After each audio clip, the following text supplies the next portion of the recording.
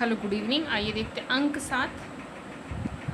अंक 7 में जो बातें हैं जिसमें मुख्य रूप से दो घटना प्रमुख रूप से है, तो इसको पहले ही मैं प्रश्न के रूप में सामने रख देती हूँ ताकि आपको समझ में आए। इसमें दो बातें होती है कि प्रभा पर्दा नहीं करती थी, घूंघट नहीं लेती थी, उसको लेकर के घर में काफ़ी बवाल हुआ था। इससे जुड़ा एक महत्वपूर्ण प्रश्न होगा। इस तथ्य को आधार बनाकर हम लोग अंक देखेंगे कि प्रभा के पर्दा ना करने पर घर में किस प्रकार हंगामा मचा। समर सैद्धांतिक रूप से पर्दा के खिलाफ था, किंतु व्यवहार में ऐसा नहीं था।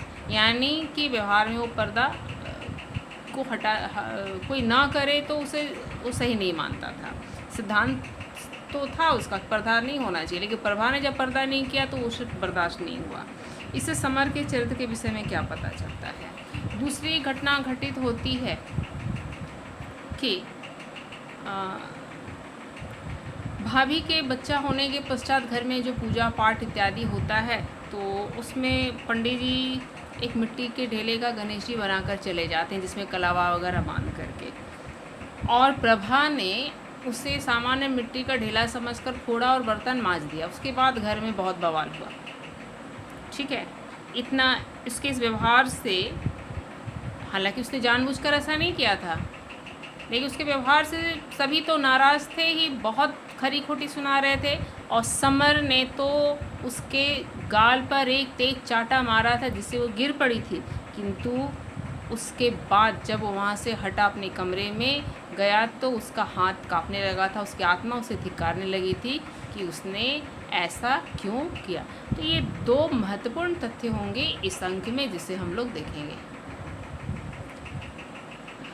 जैसा कि हम लोगों ने इसके अगले वाले अंक में देखा कि अब समर का यही प्रयास होता था कि कैसे बात बात पर वो उसे अपमान करे, प्रभा को कष्ट में देखे, और उसे बहुत मज़ा आएगा, आनंद आएगा कि उसे बहुत कुछ कष्ट झेलना पड़ रहा है, घर के सभी काम उसे ही करने पड़ रहे हैं। दूसरी बात है कि भाभी चूँकि माँ बनने वाली थी, तो घर में एक उत्सव सा वातावरण था। सभी के दिमाग में था कि भाभी को पहले बेटा ही होना चाहिए, और बेटा होने के पश्चात सभी उससे क्या क्या मांगेंगी।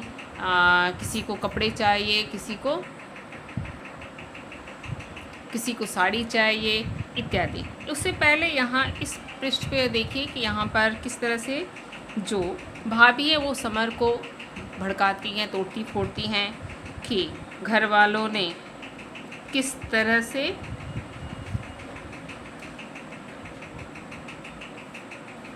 समर के विरुद्ध उल्टी सीधी बातें कही हैं।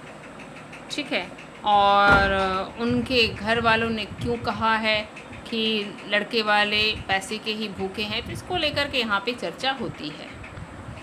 अच्छा, इसमें ख़ास बात यह है कि समर को इन सब बातों में कोई रुचि नहीं रहती। तो उसे लगता था मुझे अकेले में रहना है, मेरी बस पढ़ाई लिखाई करनी है। जैसे कि यहाँ पर वो चाहता है कि अम्मा जी से कहें कि उसे शांति चाहिए, अकेले अपने कमरे में अकेला वो रहना चाहता, उसके साथ कोई और न रहे, क्योंकि उसे पढ़ाई लिखाई करनी है।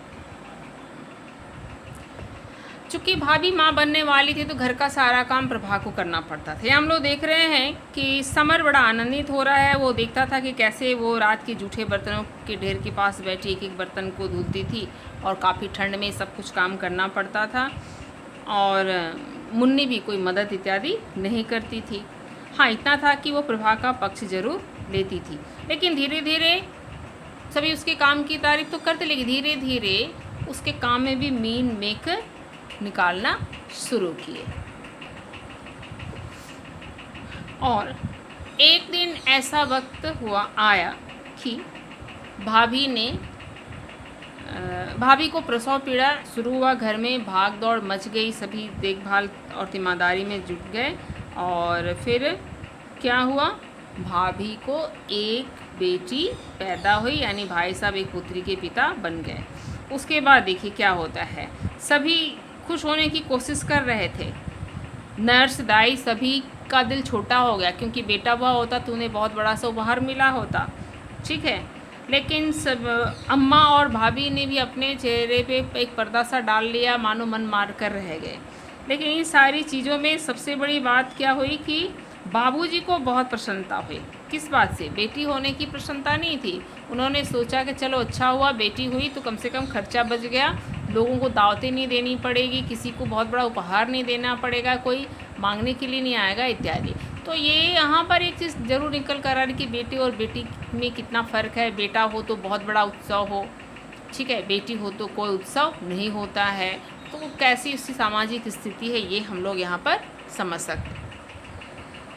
प्रभा के बारे में बताया गया है कि वह सुबह से उठकर ही काम में जुट जाती, भाभी के लिए हरीरा इत्यादि बनाना शुरू करती, चौका साफ करना, रसोई बनाना। 12 बजे के बाद जब बैठती तो दाल गेहूँ बिन्ना मसाला इत्यादि सभी कुछ करती थी। उसके बाद देखिए यहाँ ये भी बताया जा रहा है कि नामकरण वाले दिन क्या था, 30-40 आदमियों का खाना बनना था, इसलिए सत्यनारायण भगवान की कथा होनी थी। तो सभी चीज़ें यानी जो भी दाल चावल मसाला इत्यादि की तैयारी करनी थी तो वो भी प्रभा बहुत ही ध्यान से करती, मन लगाकर करती थी। अच्छा, अब हम लोग इस अंक में जो मुख्य बातें थी पर्दे वाली वो घटना यहाँ बताई जा रही है कि पहल तो सभी को लगा कि प्रभा काम में जुटी रहती है इसलिए घूंघट का ध्यान नहीं रहता है, लेकिन धीरे धीरे सबको ये ज्ञात हो गया कि वो घूंघट करती ही नहीं। बाबूजी ने बहुत हंगामा किया, माँ ने भी बहुत हंगामा किया, सबकी देखिए यहाँ कहो बहुत ही कड़वी वचन लिखे गए हैं उनके द्वारा, उनकी बातों का, यानी बहुत ही कटु शब्दों का प्रयोग करते हैं उसे फटकारने के लिए। बाबूजी का कहना, अम्मा से कह रहे थे कि बेटी और बहू में फ़र्क क्या रह जाता है, ठीक है। और अम्मा भी डांट फटकार रही है, कह रही कब दस्तोसन पर दुनिया जहान के लोग आएंगे, क्या कहेंगे भाई तुम्हारे यहाँ नंगे नाचे तो हमें क्या। भैया ने एक आध बार मुझे भी डांटा, यानी समर कह रहा कि बड़े भाई ने भी डांटा कि अम्मा बाबूजी का मान सम्मान करना चाहिए, उसे घूंघट करना चाहिए। हालांकि भैया का भी कहना है कि वे घूंघट के बहुत पक्ष में नहीं रहते हैं, लेकिन फिर भी घर की परंपरा है तो उसे माननी चाहिए। समर ने भी माना है कि सैद्धांतिक रूप से वह पर्दे के खिलाफ है। इतिहास का विद्यार्थी होने के नाते जानता है कि जब मुसलमान या मुग़ल आए तो पर्दा प्रथा आई, लेकिन जब पर्दा का विरोध घर में ही होने लगा या ने बिन पर्दा प्रभा को देखा तो उसे सहन नहीं हुआ। उसे लगा कि नहीं, ये तो अम्मा बाबूजी का अपमान ही है। लेकिन सबने चाहे जो भी कहा, कितनी भी खरी खोटी सुनाई, प्रभा में कोई बदलाव नहीं आया। सबकी बातें सर झुकाकर सुनती रहती, लेकिन उसने घूंघट नहीं निकाला। बहुत करती, कोई आता, बड़े बुजुर्ग आते, बाबूजी आते तो वो अपना मुंह फेर लेती थी। अंत में मान लो घर वालों ने ही एक समझौता सा कर लिया कि चलो अब ये पर्दा नहीं करती है तो कोई बात नहीं। हालांकि बाबूजी खास कर आते थे लेकिन उसका कोई प्रभाव नहीं पड़ता था, ठीक है। खास कर आने का कारण क्या था कि आपने गाँव देहातों में देखा होगा कि जहाँ पर्दा होती है तो बहुएं जब घर में यूँ रहती हैं तो इसलिए घर में जो मर्द होते हैं वो खास कर आते हैं, यानी एक अलार्म देते हैं कि सावधान हो जाओ, तो बहुएं घूंघट तान लेती हैं, ठीक है। हाँ, जब कोई आने को होता तो लोग ध्यान देते थे कि प्रभा किस अवस्था में है, इस तरह से उसके घूंघट न लेने का विरोध हुआ, लेकिन प्रभा ने भी घूंघट लेना स्वीकार नहीं किया।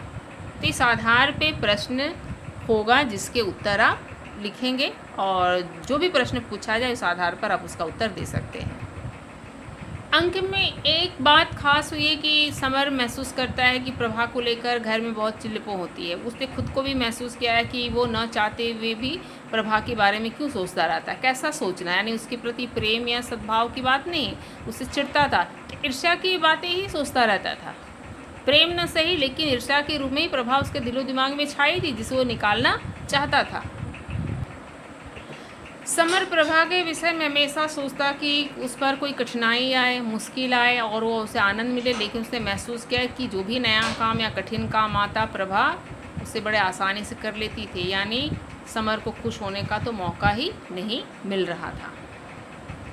भाभी के बच्चा होने के पश्चात जो भी रीति रिवाज होते हैं, विधि विधान होते, उसमें एक पंडित जी आए और मैंने प्रश्न में आपसे बताया कि मिट्टी का गणेश जी बनाकर चले गए और प्रभा को उसकी जानकारी नहीं थी। उसने उसको फोड़ा और बर्तन मांज दिए, जबकि उसने जानबूझकर नहीं किया था। जब समर बाहर से आया तो देखा कि घर में काफ़ी कोहराम मचा हुआ है। प्रभा एक और खड़ी है, सभी एक एक के बाद एक डांटे फटकारे चले जा रहे हैं, भाभी ज़ोर ज़ोर से रोए चली जा रही है। तो समर को लगा कि क्या हो गया। मुन्नी से पूछने पर ज्ञात हुआ सारी बातें। ठीक है, अम्मा जो काफ़ी ज़ोर ज़ोर से चीख रही थी। यह घटना सुनते ही समर अपने आप को रोक नहीं पाया। लगा कि इसने तो बहुत बड़ा अपराध किया और उसके पास जाता, और उसने क्या किया कि तड़ाक से एक झापड़ उसके गाल पे जड़ दिया, जिससे वो गिर जाती है।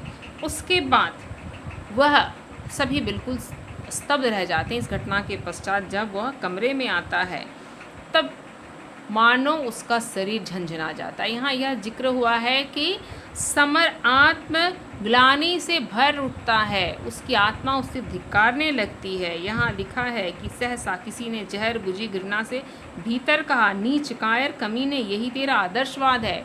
यानी नारी का सम्मान करना, उसकी रक्षा करना उसका आदर्श था, लेकिन आज उसने क्या कर दिया।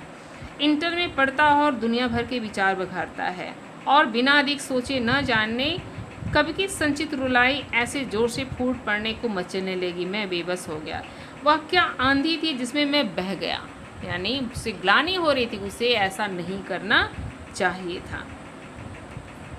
ठीक है, और इस प्रकार वह अपने कमरे में पड़ा पड़ा स्वयं को कोस रहा था। वह अपने आप के अंदर, उसके अंदर जो एक पीड़ा उत्पन्न हो गई थी, उस पीड़ा को समाप्त नहीं कर पा रहा था। ऐसा लग रहा था कि उसने आज बहुत बड़ा पाप किया है। तो इसी आधार पर यहाँ प्रश्न भी है। ठीक है, तो आप लिख सकते हैं। आप इस अंक को ध्यान से पढ़ेंगे कि गणेश जी की मिट्टी का ढेला समझकर प्रभा ने उसे बर्तन मांज दिया। क्या प्रभा का व्यवहार उचित था?